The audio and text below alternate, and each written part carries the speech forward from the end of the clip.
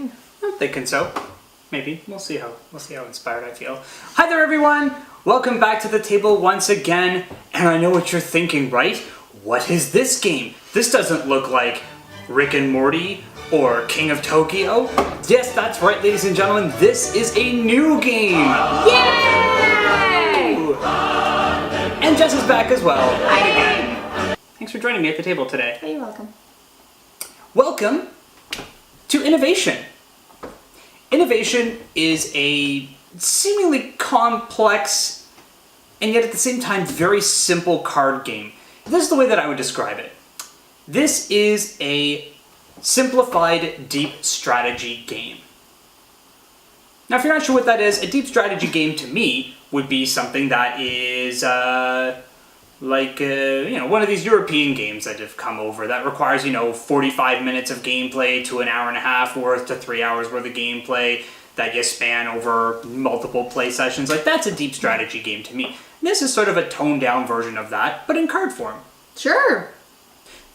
So the objective of the game is very simple. You have to be the first person to reach and dominate the most number of ages. Now, for our purposes today, for a two-player game, that magic number we are shooting for is 6. So that is what we're going to be aiming for today, and they can be combined with these special dominations here, or by dominating the periods here. And we'll explain how that goes later on.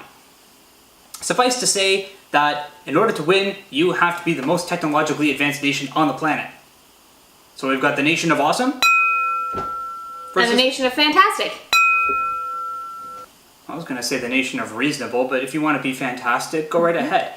Now, you might have seen other versions of this game that were really old and really yellow, and the artwork wasn't all that fantastic, and you had little action cards for your first and second action and whatnot. This game offers the game board. Now, this is a great quick reference tool that we are going to be referring to pretty often throughout this series of videos with this game, because it really simplifies what actions you can do and how they operate. Now, I'm going to break this down as best as I can, so without wasting too much more time, let's get going. The setup of the game is very simple. You are going to separate the card stacks into their respective periods. So period 1 would be the Stone Age, period 10 would be the Digital Age. So you just want to make sure that they all get separated into their own separate stacks and placed in a circle to form this Wheel of Innovation. You select the top card from each era, and they form your period dominations, which I will get into later. And you have these specialty cards, which also act as period dominations as well, which, again, I will discuss. Alright, so, after that, everybody takes a player board. As I mentioned earlier, these things are very, very handy tools and would explain a lot of the primary game mechanics on them. I feel like it's essentially the rule book on 2 pages. Not even. It's on... 2 Oh yeah, pages. it's 2 pages. Yeah, I was right. Yeah. See, Team Fantastic. Nah, whatever. So yeah, if you're not sure, or you need a little refresher, you can refer to the back, or you can refer to the front if you just want to keep your game mechanics going. Yeah. Now, there is one area of the card that we will not be using at all, and that is projects. Now, this is specifically for Innovation Echoes, which is an expansion which I do not own, but suffice to say that we won't be using that at all for our purposes. The thing right at the bottom. Like, where's projects? There's no projects is for the expansion. We won't be touching that. If you guys do want to see the expansion for Innovation, though, let me know in the comments. After that, you've created your nice little Wheel of Innovation. Each player is going to take 2 cards from the first period. Woo! Look at them. You are going to look at them, and you are going to choose one to play in front of you. And you keep the other one in your hand. Okay. That's it. Setup's done. Now, let's jump into some gameplay here and show you how everything works. There are a total of 4 actions you can do potentially on your turn. You can only choose 2 of them. You can choose the same one to duplicate it. So, let's start. The first action would be, of course, the draw. and as it would suggest, you get to draw one card. You can only choose from the lowest stack available. So let's say, for example, we're just starting the game fresh and I want to draw a card, I have to draw from period 1. If period 1 is exhausted, then if I choose to draw a card, I will draw from period 2, and so on and so forth throughout the game.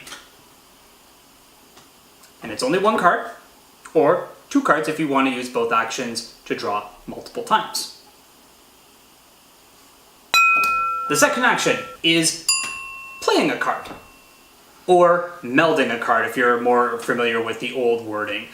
Basically, melding and playing are the exact same card, in which point you will take a card from your hand and you will play it down in front of you. Now, the cards are color coded, so you can only play a card on the corresponding color. So for example, as you can see here, I've got a nice shiny blue card in my hand, but I have a green card in play. I am not able to put a blue card on top of a green card. A blue card has to sit on top of another blue card. Now, it doesn't matter what age you play on top of one another. That's perfectly fine. If I had like a period 3 card here and I wanted to put another period 2 or a period 1 card down over top of it, you're totally welcome to do so. Would you want to? That depends on your strategy. Sometimes lower period cards help you achieve certain objectives a lot faster. Oh yeah, didn't I have, like one of the first times we played, didn't I have a card that was really, really low, but it helped me win the game? Yeah, it did. Yeah. It was like a period 2 card, but she kept using the dogmas on it and she ended up winning. Third action is activating a card. Now this is where the bulk of the game is going to be played when you choose to activate your card. Let's start with the little symbols on the bottom. Now they don't really do much right now, but they definitely come into play whenever you activate a card. There are 2 types of dogmas that can happen and trigger when you activate a card. You can have the cooperative ones, as indicated by a box with 4 arrows. And all this means that if any player shares more icons than you that the dogma is requesting, then they can participate in the dogma as well. So for example, my symbols are 2 crowns and a tree compared to 3 castles. I would not be able to participate because I don't have more castles than his card. If I choose to activate my dogma. Of course. If any one player participates in a cooperative dogma, then the active player who plays last, even though they activated their card, they get a special draw action as well as part of that cooperative dogma. So you get a bit of card advantage at the cost of having other players participate in a card activation as well. So they'll allow you to draw additional cards, play additional cards, score cards, splay cards, which I will get into a little bit later.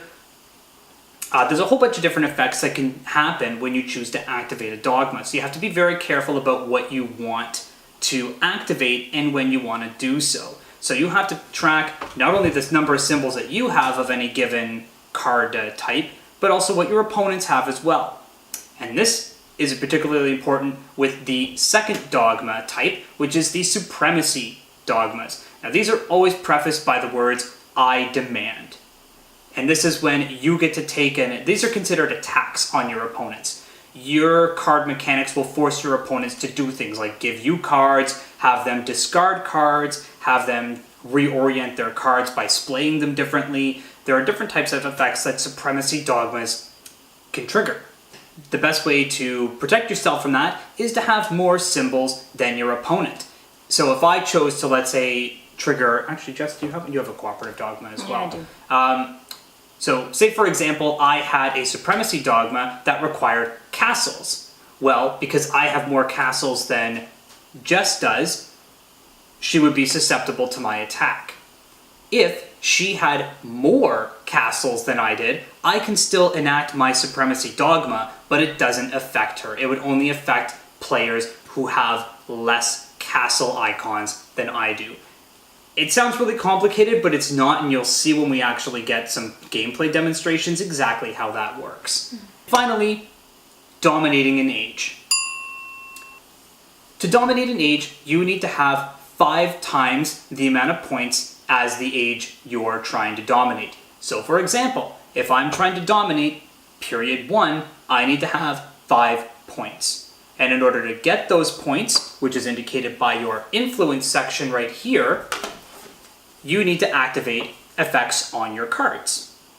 And they'll tell you to score cards, and that's how you build up your influence points. So if a card mechanic ever tells you to score a card, you simply put a card from your hand face down, or you draw a card from the pile, respective pile, and put that down.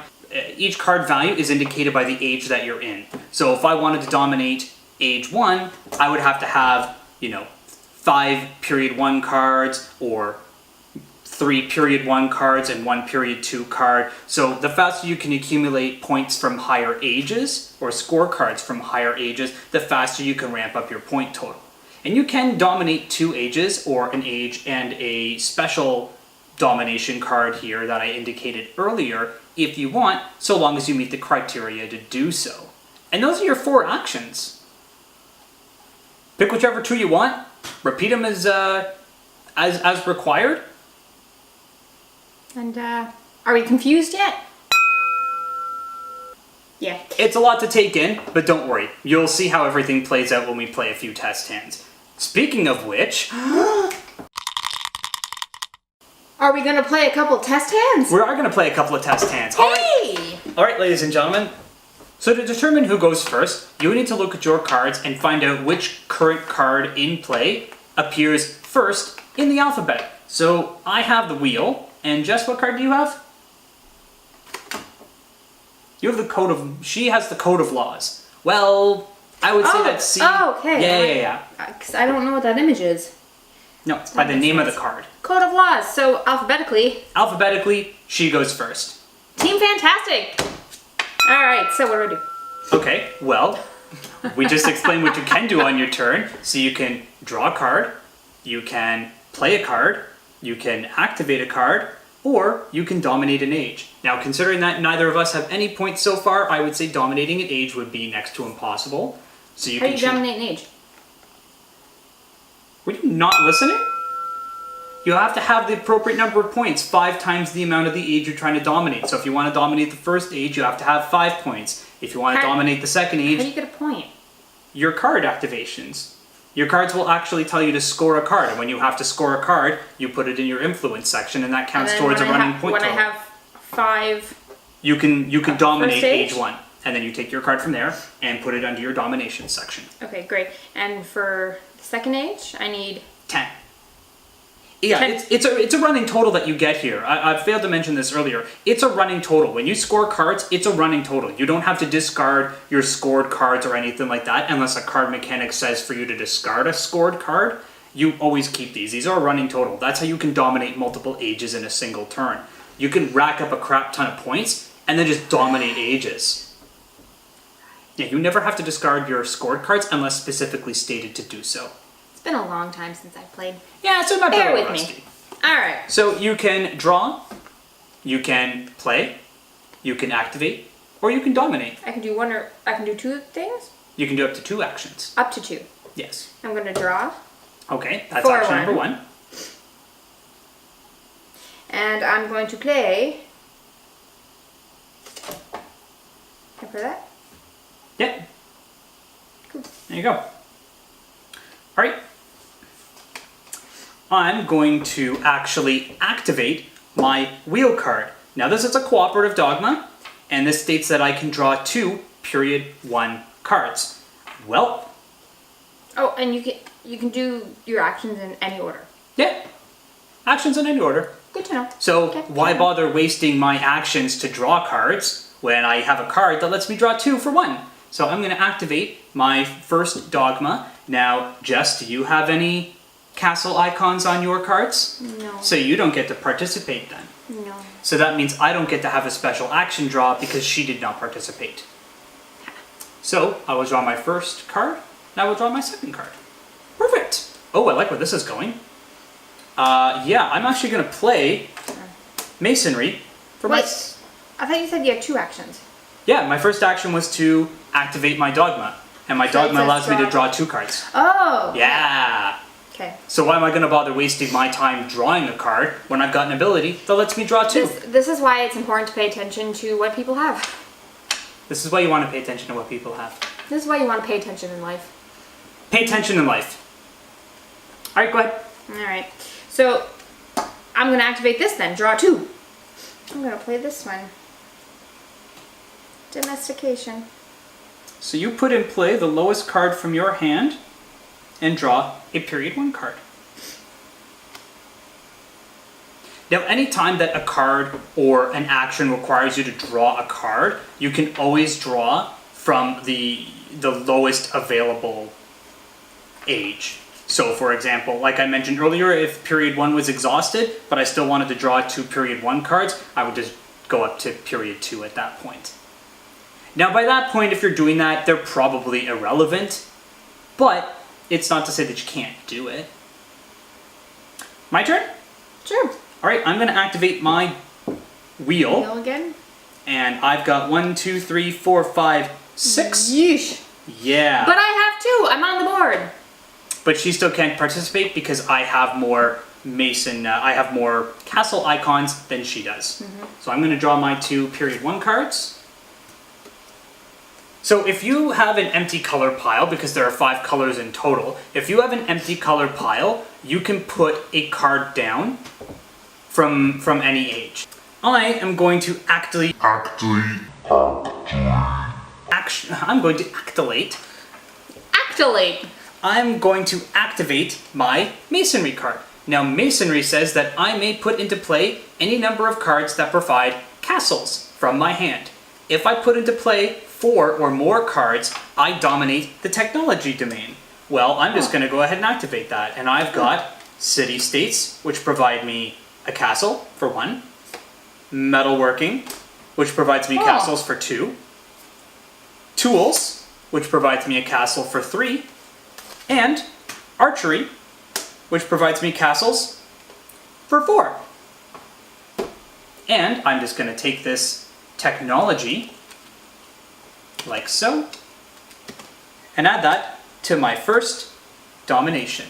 Now you'll notice how I had a red card, and then I played another card on top of that. That's because whenever you play a new card that you already have an existing color pile for, you have to put that card on top of it. Now this might come into effect later if for your splaying purposes, or if you want to recycle cards by taking cards from the bottom and putting them back into their appropriate draw piles.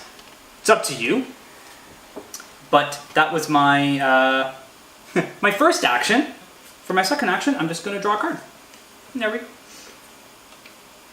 Okay. I'm gonna. Oh, my turn? Yeah. You're done. Yeah. All right. So I'm going to actuate my domestication. Put into play the lowest card from your hand, and then draw 1. Ah, but this is a cooperative. So that means I get to participate as well if I have more castles than she does, because you need the castle card in order to activate Which clearly he does, because he just created a... Yeah, I've got 10 castles showing right now. Yeah. So I get to put into play the lowest card from my hand. You first? Yes. Oh, but yeah, but then I get an extra card. You get to draw an extra card. So I'm going to put in pottery into play, and that goes over top like that, and then I draw a period 1 card. All right, and then I get to do the same thing, which is I'm going to put clothing, and then draw period 1 card. But I get to draw a second card because that's my advantage, since he horned in on my my actuation.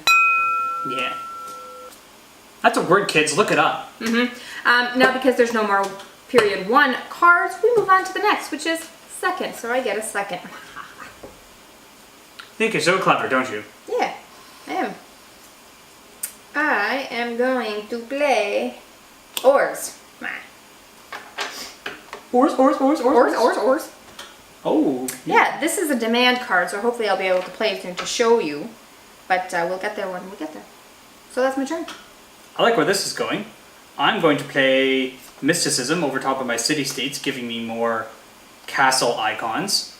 And I'm going to actually actuate my archery card. Now this is a supremacy dogma. So I demand that you draw a level or period 1 card. Then you transfer the highest card from your hand to my hand. So she can't draw period 1, so she has to draw from period 2. And now, since I made her draw a period 2 card, she now has to give me a period 2 card. Important safety tip when it comes to domination, you can only dominate a period that you actually have playing. So if you only have period 1 cards face up, you can't dominate period 2, 3, 4, etc. So you'll always want to make sure that the period that you want to dominate, you have a card in play from that period. Like I said, there's a lot going on with this game. It's a lot of fun when you get it, thank you. But there's a bit of a learning curve to it in the early goings. It's very fun though. It's one of my more favorite games, but it does take a bit to get into it first before you actually really get the hang of it.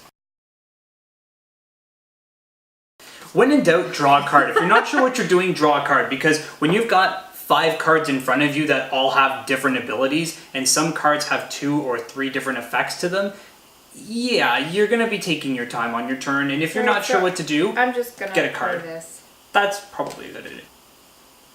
I'm actually going to do this. I'm going to actually this card. This is now a turn.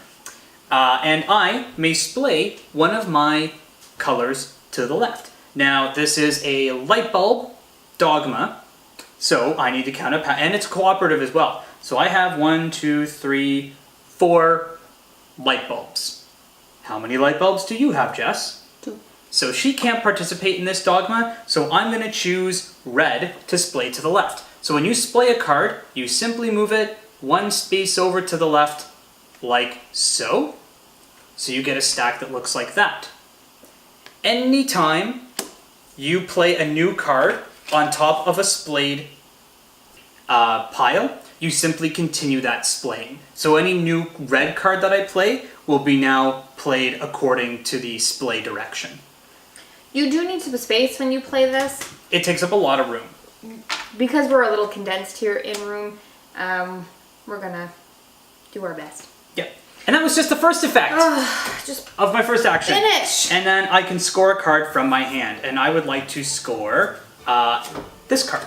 So now this goes over to my influence, and now I have 2 influence. So there you have it, folks. You draw cards to play cards. You play cards to get more cards. You use those cards to score cards. You use the score cards to dominate ages. You dominate ages to win the game. Boom. What's so hard about that? Right?